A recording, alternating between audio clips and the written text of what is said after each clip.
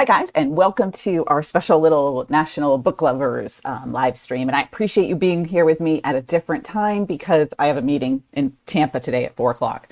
So I can't do our regular time. Stupid work gets in the way of everything that I want to do. It's National Book Lovers Day, so we absolutely had to do some kind of a live stream so that we can talk about our favorite books. And I actually have a slide that I have to load into here that shows you some of my favorite books. It's basically just the ones I had the picture of the cover in because I love a lot of books. I probably read 4 books a week, and I wish I could read more and work less. So look at all the people here from Georgia. That is so cool. I was just in Georgia speaking last year to the Moonlight Magnolias conference, and I'm scheduled to speak again this year in October. Then nice to see you here from Illinois, and Kathy and Gayla and Cheryl and Brenda. All good to see all of you guys here. And thank you. It's because I have this meeting, but my hair is being weird, so I had it back, and now it's not. And every time I try to mess with it, like my hand is on the opposite side of what I need to do. So there's just something weird there. But yeah, new dress from ThredUp. You guys that follow me on social media know that I'm huge on consignment, and because it saves fuel, it saves water, it saves plants, it saves small children having to work in factories. And so everything I buy pretty much and wear is consignment from ThredUp. So I absolutely love it. I talk about it all the time. Nice to see you, Kira.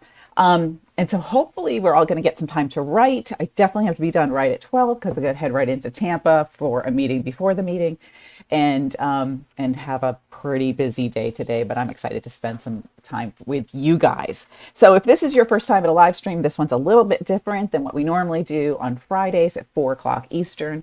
We write for 15 minutes at a time. We'll definitely do a couple of sprints today. And then in between, I answer your writing questions. And today we are also going to give away a one-on-one consult, which is $100 normally, with me to talk about your book. And I will tell you like what you're doing wrong or help you plot it or whatever you want to talk about.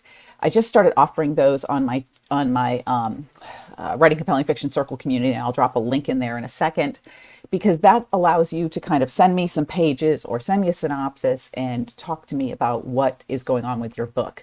And I think, at least when I first started, I wished I had that consultation availability so much, because I would get feedback, but it would be so vague, like your characters aren't coming alive, or I don't feel like this conflict is strong enough. I'm like, okay, but what does that mean and how do I fix it? And my goal with you guys is to help as many writers as possible. And I set this pretty big goal for myself to have 10,000 authors following my channel by the end of the year that I am helping to write better books, because the world needs more good books. There's a lot of bad books out there, and life is too short for bad books. So I'd like to have 10,000 authors that I am helping on a regular basis, not necessarily on the one-on-one consult. I would never sleep, but on the channel, learning how to write a better book, because that is my goal. I want to kind of be a rising tide that lifts all these boats and helps all of you writers write the book of your dreams, because I remember what it was like to have that dream and be so frustrated because it wasn't coming true. If you've never watched the channel before, then you might not know that I wrote 10 books in 8 years, 10 crappy books in 8 years before I finally, it all clicked and I got it and I sold my first one. There was nothing like this out there. There was no resources like this out there. I had RWA, I had joined Romance Writers of America, and I went to some meetings and I went to some conferences. So you'd have courses that you could take there. That was once a year. And so I didn't have anybody that I could go to and go, okay, so here's my problem. How do I fix it? And I didn't have anybody that really explained it in a really easy way.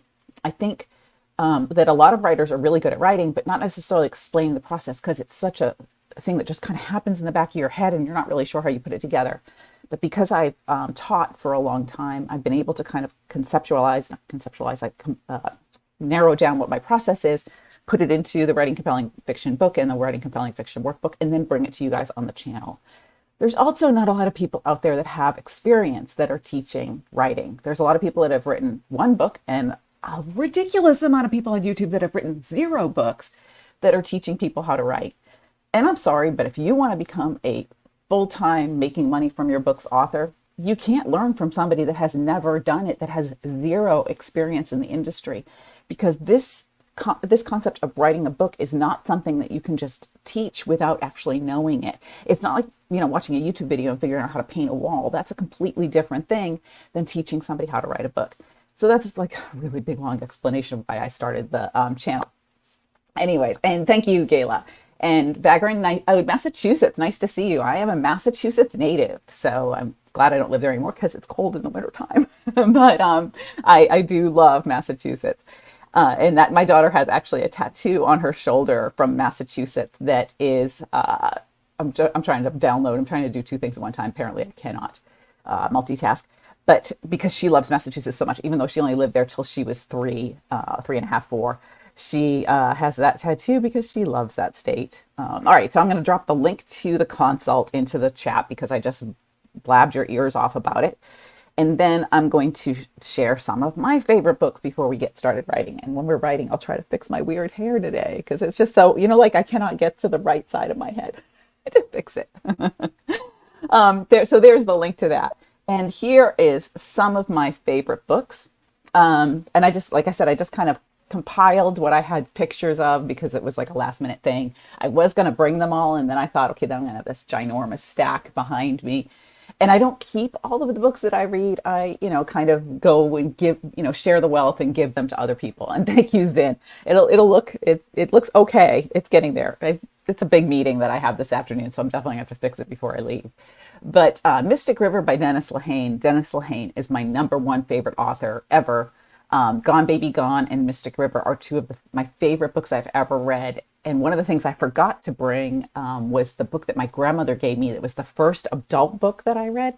And I'm not talking adult like adult content. It was like a grown-up book compared to the children's books that I read. And it was a book called Christy. And I'm a million years old, so y'all probably don't remember it, by Catherine something or other. I'll have to look it up when we're on a writing sprint. And I just remember being so amazed at the world that this author created and loving that book so much. And that was kind of what got me into reading regular big author books. And I read everything. I read all the Sidney Sheldons and Herman Woukes that my mother had in the closet that I wasn't supposed to find at 10 or 11 years old. I read everything that I possibly could. She had some Jackie Collins, and I don't know if you guys remember from when Jackie Collins first came out, that was pretty racy. And yes, Kayla, Catherine Marshall. It was just a great, great book for me because it was my first experience with a really great book. And I have kept it and trekked it with me through, I don't know how many times I've moved in my life. I think like 12 or 15 times. I have kept that book with me because it is so special and to my history and to my grandmother who's now passed. So Marcus Saki, Lisa Jewell, Lisa Unger, Ruth Ware, Laura Dane, who else have I got in here? Dennis Lehane, Jocelyn Jackson. I love Jocelyn Jackson. Riley Sager. I don't have a lot of his covers in here, but I really do love his suspense. And right now I'm reading Simone St. James, the Sundown Motel, which is actually kind of scary because it's a ghost story. And those, I really have trouble sleeping after I read a chapter. And I just read Nick Cutter's The Troop, which was also very scary. So if you like scary books, I love those too. So tell me, what are some of your favorite books and why is it a favorite?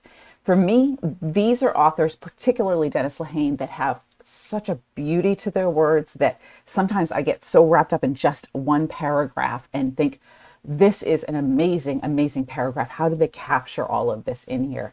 And I will remember a really good line for a long time. And that's the kind of thing that drives me to be a better writer.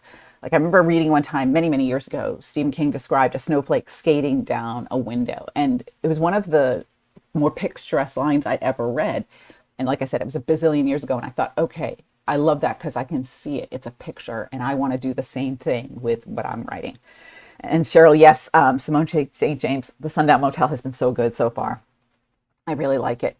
And Blake Crouch, he's the one that did Dark Matter, right, Vagrant? Dark Matter was awesome. So I had a Blake Crouch book in my shopping cart from Amazon with all of I got some gift cards for my birthday, but I had like, no lie, like 15 books in my cart. And so I thought my husband was going to kill me. He saw this case of books show up on the doorstep. So yeah, I'm going to have to pick that one up then because I really, really did like Dark Matter. And I love like Michael Crichton type stuff too. So I love everything. And hopefully they're going to do a second season because Dark Matter was awesome and it ended on quite the hook. So I liked it. And I'll read almost anything if it's a really, really good book. The only genre I didn't read that much of was romance when I was writing it, because I didn't want anybody else's ideas or storylines or characters or ways of writing a paragraph to bleed over into mine. So I've always read genres outside of what I'm currently writing, because I want to kind of get an idea of how other authors do things. And that keeps me from, letting any of those ideas and stuff bleed over.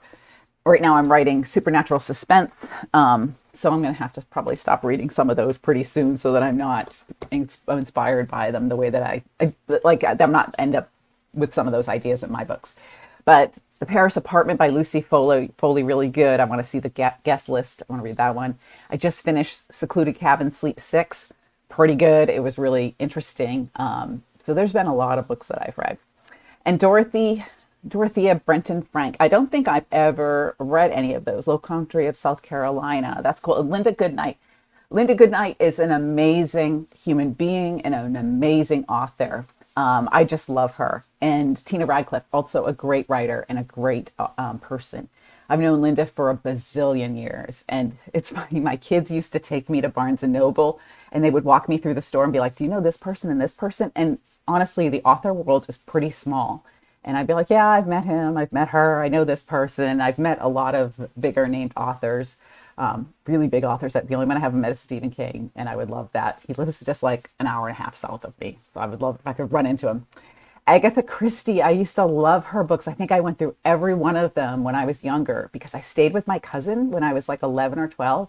She was 6 or 7 years older than me, so she had these romance novels. It was the first time I ever read a romance novel, and back then, it was like the girl that snuck onto the pirate ship, and it was all kind of inappropriate kind of romances on there that would never fly today. They would not make it past the Me Too movement, that's for sure.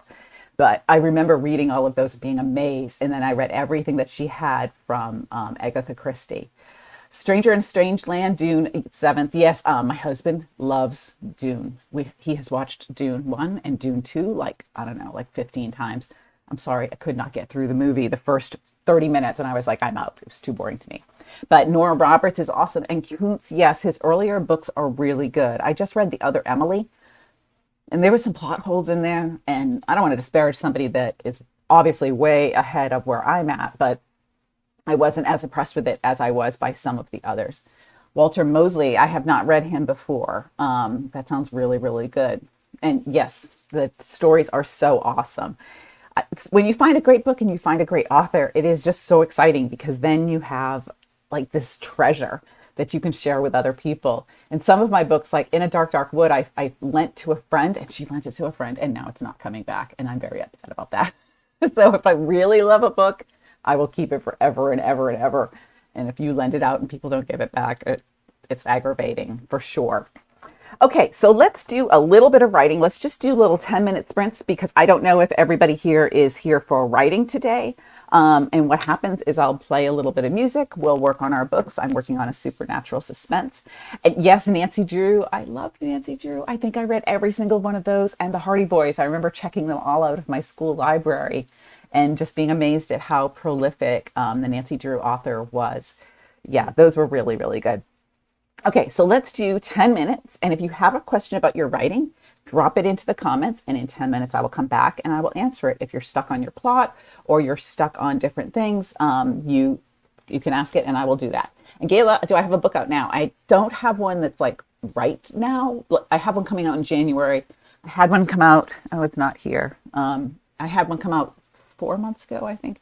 To be honest, I don't pay a lot of attention because I release a lot during the year. But The Forever Family, and then there was another suspense novel that I wrote that I cannot remember the title of that came out a few months ago. And then in the winter in January is Cold Case Disappearance because I had to go look at the title because I've forgotten. What I title it in my head and what it ends up being because of the marketing and sales department is different. But the two that I've had out this past year were with HarperCollins and Hachette. And then I did the workbook and an update to the Writing Compelling Fiction book that I'm going to do another one. And Rudyard Kipling's Kim, yes. I remember that one, Mary. That was so, so good. I read a lot of Rudyard Kipling when I was young. And same thing with the guy that wrote White Fang and all of that. Okay, all right. I'm just going to talk all day about books because you can tell that I really love them. All right, 10 minutes of writing. Drop a writing question or a book comment into the comments. And when we come back, oh, and I do have a writing prompt for you. We will talk about that. So I want you to look at your favorite author. You don't have to do this today because you'd have to leave the chat, but pick a paragraph that makes you amazed at the writing and try to emulate that, like a Finding Forrester kind of thing. Don't plagiarize it. Just try to emulate that really strong writing, because that is one of the best ways to kind of learn how to show, is to do it yourself. See you guys in 10 minutes.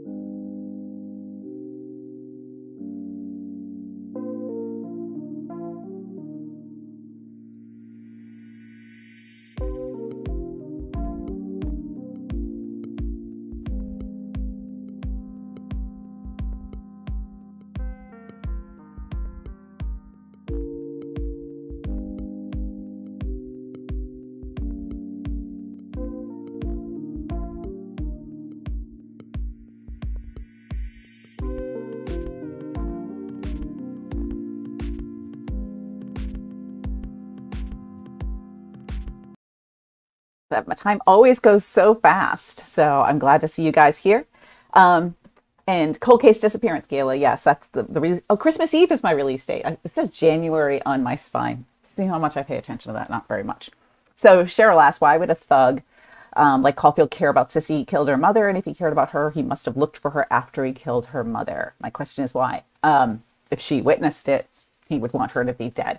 So he wouldn't care about her. But if she was a witness that could say that he was there, that would give him a reason to be hunting for her so he could kill her and not have anybody rattle on him or tattle on him. I mean, so yeah, I think that that would be a good reason why, and a scary reason why. It would definitely add to the tension and suspense in your book. And I kind of love that when you can add something in there that has either a timeline or a, ticking time clock in there that really makes the reader worried about that. And I'm worried about a kid. I love worrying about a kid. You can't kill the kids, just like you can't kill the dogs or the cats, because people get really upset about that, rightly so. But yeah, I think that would work. And Cheryl, I don't know if you've ever chased after a 9-year-old kid, but they are fast as hell. So if she took off after he killed her mother, he wouldn't be able to find her. Little kids are just, they're out.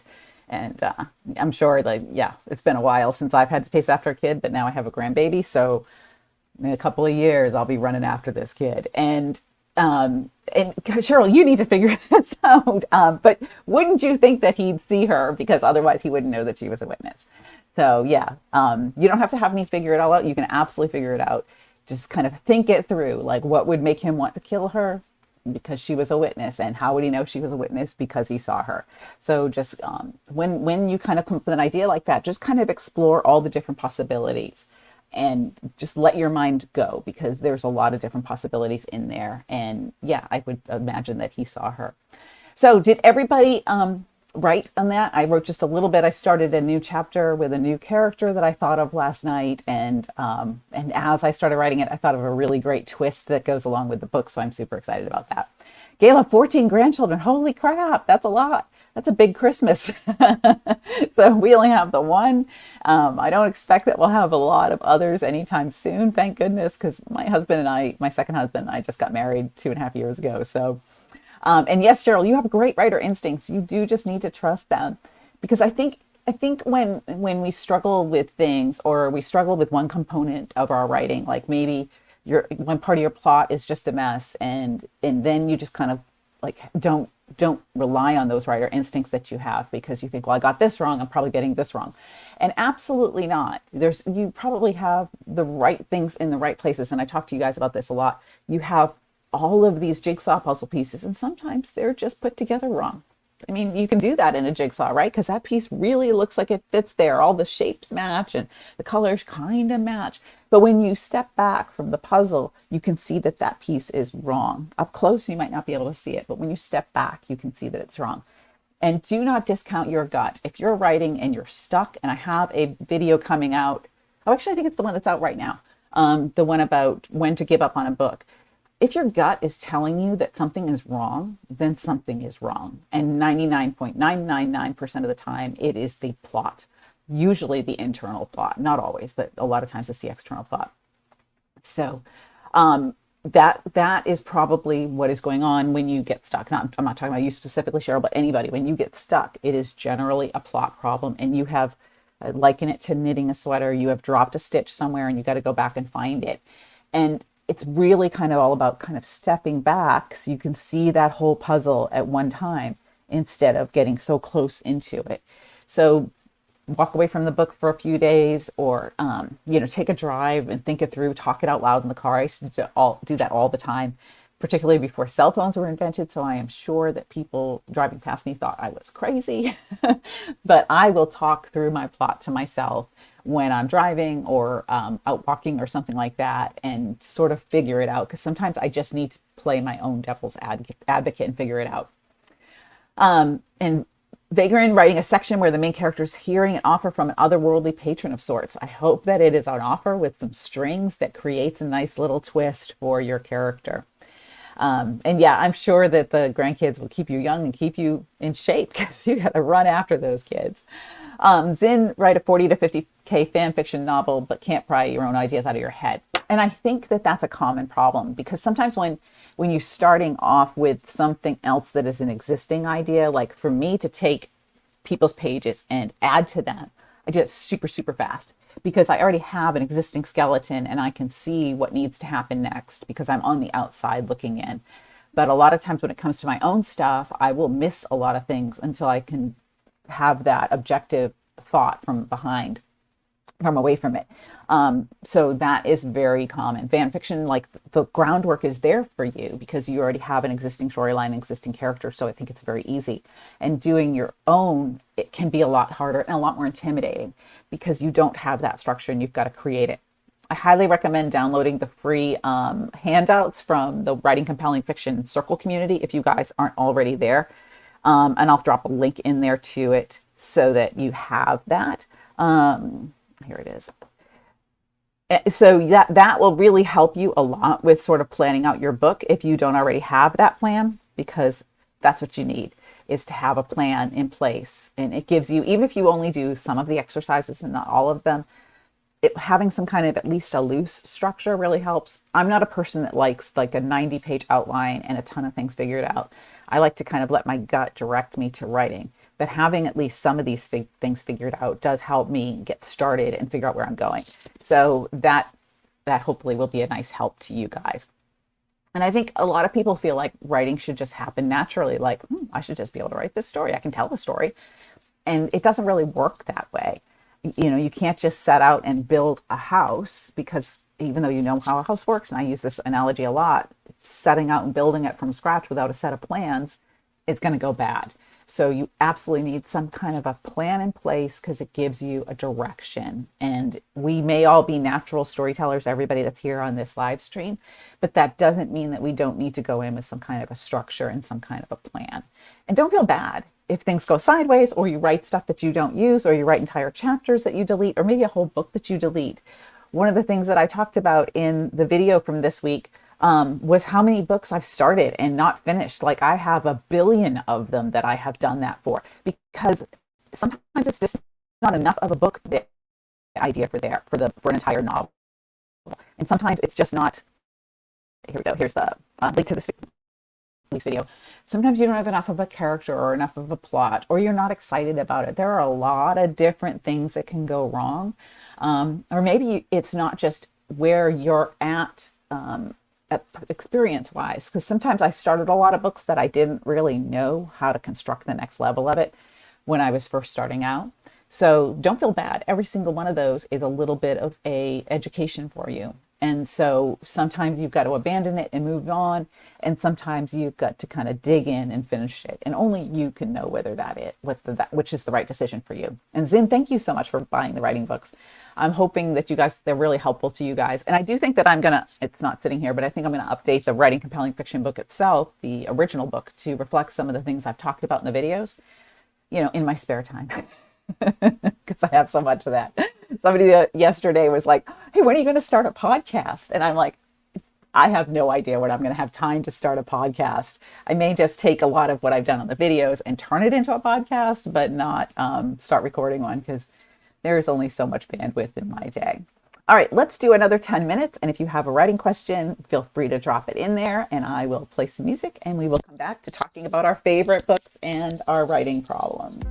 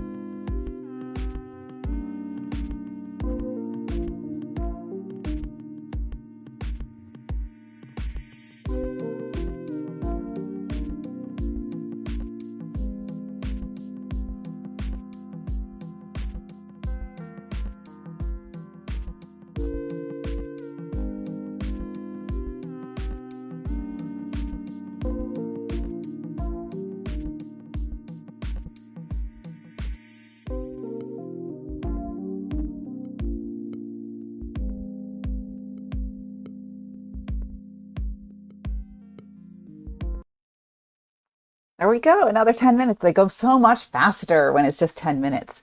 And hey, Ken, nice to see you. My audio is having troubles. I don't know anything about why it would be having troubles.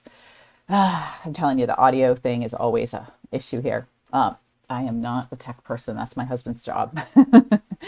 And yes, to repurposing material from the videos for podcast. Yes, I would love to do all that. I've got to set it up and do all that. And it's just one more thing to add. I am starting a nonfiction book writing mastermind program in the fall. So a lot of my energy is directed towards that because what we do here at Jumpstart, which is my main company, I talk about that a little bit in my last Monday's video that was about making money as a writer.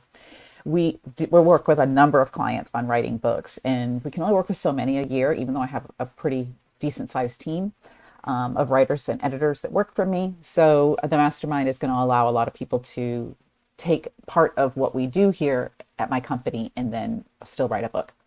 And Dana, nice to see you. And I'm so glad you're reading the book. And Coast of Maine, my family, my mother's family actually comes from the coast of Maine. And funny little side story, when she was younger, her great-great-grandparents, I believe, or great-great-aunt, something like that, they were very wealthy, and they gave a lot of money to the town where she grew up, where her family grew up.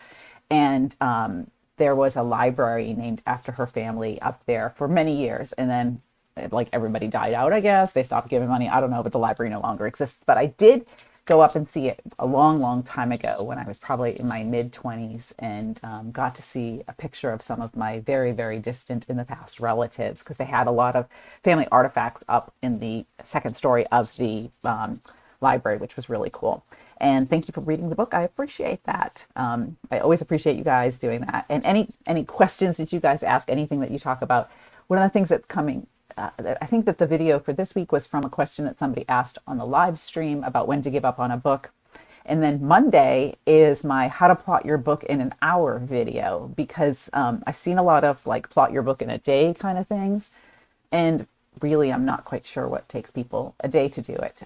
Because if you have sort of a basic idea of your character and you have some of these master plans that I just shared on the chat up that are on the Circle community, a lot of the planning is kind of done for you, and all you need to figure out a pillar so that you can just start writing. And then the rest, to me, you sort of fill it in as you go along, kind of like, you know, starting with a blank landscape and just starting with the, like if you're going to do a Bob Ross painting and you're going to do the background first, the blue sky and the green grass. And then you're going to start filling in, I need a tree here, I need a rose bush here, I need a cabin over here. You're going to start layering it in and filling it in and layering and layering and layering until you feel in your gut like it is where it needs to be. I cannot emphasize enough how important your gut is in writing a really good book, because your gut will tell you when things are going wrong, and you've got to learn to listen to it. It's super hard. I know that because I came from a nonfiction background where everything I wrote was from up here, you know, 1,000 words, 3 sources, prove this point. Or if I was working for a marketing agency, you know, please, I never want to work for a marketing agency again. But when I was working for marketing agencies, I had just like this goal to get this feature talked about in the materials that we were creating. Or I did a lot of like brochures on CNC machines, which I'm still not really sure what a CNC machine does, but I wrote a lot of brochures about them. And that was very cerebral and very linear, very planned. Whereas writing a book is a lot more like geometry. It's kind of like, you know, conceptual, and you're writing it from your gut. And it's very hard to learn to stop listening to your head that says show, not tell. Make sure you have a goal. Make sure you have this. And listen to your gut where it will tell you, I need a little bit more oomph here. I need a little bit more of this character, or I need to add a new character or take a character out of a scene. A lot of people that I work with in the consults have so much jammed into their pages because they feel like they need to get it across. And I get that, because I used to do that too in the beginning. And what I'm really trying to teach them to do is to just drop that in little bits, paint your do your landscape, but then add those little elements as you go along, because that will keep the reader intrigued. I'd say that one of the biggest mistakes I see regularly is so much backstory in the beginning, so much history, because the author feels like they got to get it across so that the reader will get it. Here's the thing. You don't want the reader to get everything. You want them to be intrigued, because then they will keep turning the pages to figure out what is going on. You don't want to confuse them, but you want to intrigue them. And that is a delicate dance between giving them just enough information to keep them interested and not so much that they get bored. All right. So Zin, biggest problem is organizing large amounts of info. The character details grow and some characters have extensive backgrounds. And here's the thing, I'm going to put my little book thing up there. Here's the thing with character backgrounds. The reader doesn't need to know it all, but you need to know it all because it informs how they react. When you look at a movie, like I talked about Liam Neeson in Taken, I think I've done so many videos lately. I think it was in Monday's video, but I'm not positive. He's emotionally distanced from his family. We don't know why. We don't know what happened to him, like as a kid or in his past, that made him so cold and made him into an assassin. But the screenwriter knows it, the director knows it, the actor knows it, and it informs how he reacts to things and why he is in the situation that he is in. And if you look at some of the books that I've got here, or any books that are really, really, really good, a lot of times the author knows and just hints at it. The reader doesn't always know 100% of the character's background because they don't need to. They are invested in the trouble that is going on right now, and how the character is going to solve it, and how the character is creating problems for themselves. Next week on Thursday, I have a video about redeeming a bad character, and I talk about Eric, the show that was on Netflix, because it's a very, very, very good example of using an internal plot. Because Eric, the puppet character that Vincent creates, if you guys haven't seen it, it's a really, really good series with Bernard, can't pronounce his last name. But that character shows the internal growth for the character that the screenwriter, the director, and the actor all know. And that's what I mean. You need to know it so that you can create a character that is three-dimensional, but you don't need to put it all on the page. And Reagan, yes, the iceberg problem, deciding what to keep off the page and what to reveal on the page. I have a trick for that. So if you've seen me talk about it in some of the videos, it's all about a trigger. You do not reveal stuff about the character unless it is triggered by a moment in the plot, because we never, I can't pronounce, Benedict, not Bernard, Benedict Cumberbatch. I always forget his name because it seems complicated to me. It's really not, but thank you, Cheryl. So with a character, they don't think about their history. They don't think about their fears, their anxieties. Those things are not triggered unless something happens in the plot that brings that up. So when you have a character and you have all of this character planning doing it, and lots of people do really extensive character planning, which is great, but you got to look at your plot and say, is this a moment that is going to trigger this thought or this action? Because we don't randomly do stuff. We don't randomly think about stuff. Things are triggered. I said this to a client, a consult client yesterday. You don't think about your first day of kindergarten unless somebody brings up first day of kindergarten, or unless you see somebody going to their first day of kindergarten. So it has to be something that happens in the plot that triggers that thought, that action, that reaction that comes from your character's past. So that, to me, is my little trick for how to decide what to keep on the page and what to keep off the page. A lot of it just doesn't need to be there, but you need to know it because it creates a three-dimensional character. And the time when I learned this, I kept getting the complaint from editors that my characters are not becoming three-dimensional, and I had no idea what the hell that meant. And I think it was my third or fourth published book. I had my character in an argument with his brother, and he looked out at this tree in the backyard. And the tree, originally, I probably would have just described the tree like, okay, this is a pretty tree in the setting, right? We're going to describe it because he's staring at it. But I had learned that things had to be triggered. And so when he looked at that tree, he had a memory of that tree with the brother that he was arguing with. And it changed how he reacted because he looked at that, remembered something about his brother, and changed how he handled the conflict with his brother. So that tree wasn't just there to be a pretty tree to make the setting come alive. It was more than that. It also figured into the plot. And so when you start describing things, you want them to be, as much as possible, also impacting the plot and impacting the character. Because then the reader doesn't feel like, okay, why did you describe that stupid tree? It has nothing to do with the book. So it needs to be something that comes back and impacts. And that's what I mean when I talk about every single word has to have an impact on the plot and be moving the book forward in some way. Don't describe things that have nothing to do with what's going to happen. So that's my big tip for the day. All right, we only have like 7 minutes left, so we need to pick we need to pick a person that wins the consult. So I totally forgot to do that like the whole time. So if you want to be entered into the consult drawing, just drop the word consult into there. If you don't want me to tell you what you're doing wrong with your book, that's totally cool. I get that. You don't have to do that. But if you want to be considered for a free 1-hour consult, drop the word consult into the chat, and we will have a random drawing within the next 7 minutes because I totally forgot to do that. And I think my assistant is on to do that for me, because otherwise I will forget. I'm going to text her and make sure she's on, because I want to make sure that we do this. And thank you. You guys are all entering there, the chat. Okay. And you guys that are all entering is really cool, because I know that some of the people that are on this chat have done a consult before, and hopefully it's been super, super helpful.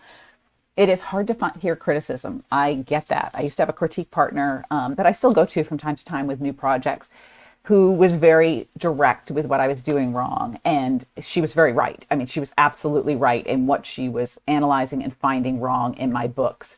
And it was hard every time, because I loved my little baby. I absolutely loved my book.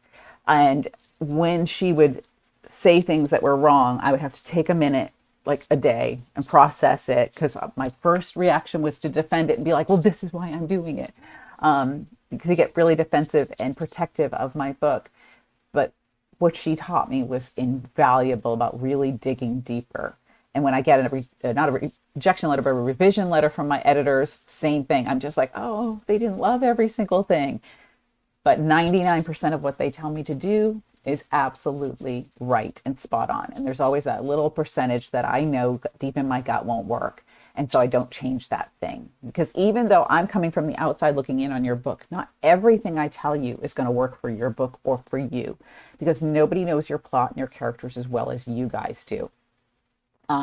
And thank you, Dana. Yeah, listening to it as a consult every time. And thank you, Vagrant. I'm so glad that you guys enjoy the channel. And please do share it and like and subscribe, because it makes a difference to reaching other writers that really need to have some help with their books. Because if the more you can share it with other writers and in writing groups that you're in, the more that they can all learn. Because don't we want a lot more really great books to learn from? And so my assistant did a random, put all the names that said consult into a little app thing that did a random picking, and the winner of the consult is Shelley, which will be really cool. So I know Shelley. I've known Shelley for many, many years, and we'll just kind of coordinate afterwards. I'll send you an email, and we'll coordinate a time when we can chat. And yes, a few people could be cool and hit the like button on the stream. I love that suggestion, because I think 10,000 writers on my channel by the end of the year is a big goal, but it absolutely can be done. And what will happen at the end is we have more amazing books to read. And when I'm reading so much every week, I love that.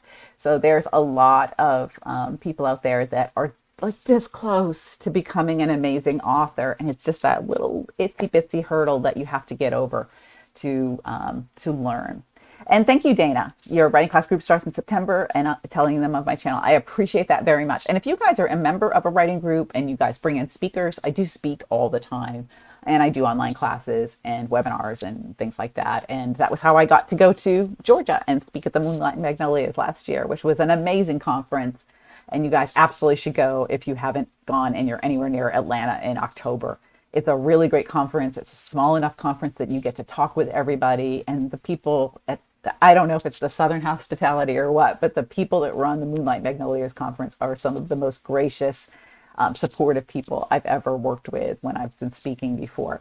So I really, really do love that group. And you saw how many people are from Georgia on this channel today. So yes, Shelley, I will definitely send you an email after I get off this, before I run to my meeting, and we will coordinate something. And thank you, Brenda. You're very sweet. And yes, I did love that conference. Can't wait to go back in October. Plus I have family up there in Atlanta, so I'll get to see them. So it's a kind of a tax write-off family visit. Don't tell the IRS. Anyways, I appreciate you guys being here so much and being part of this whole journey to help other writers become better writers. I really, really want that to happen. So if you haven't watched the videos from this week or shared them, please feel free to do that. Mondays is going to be Plot Your Book in an Hour, which I think a lot of people could use. And Thursdays will be Redeeming a Bad Character. That's next week.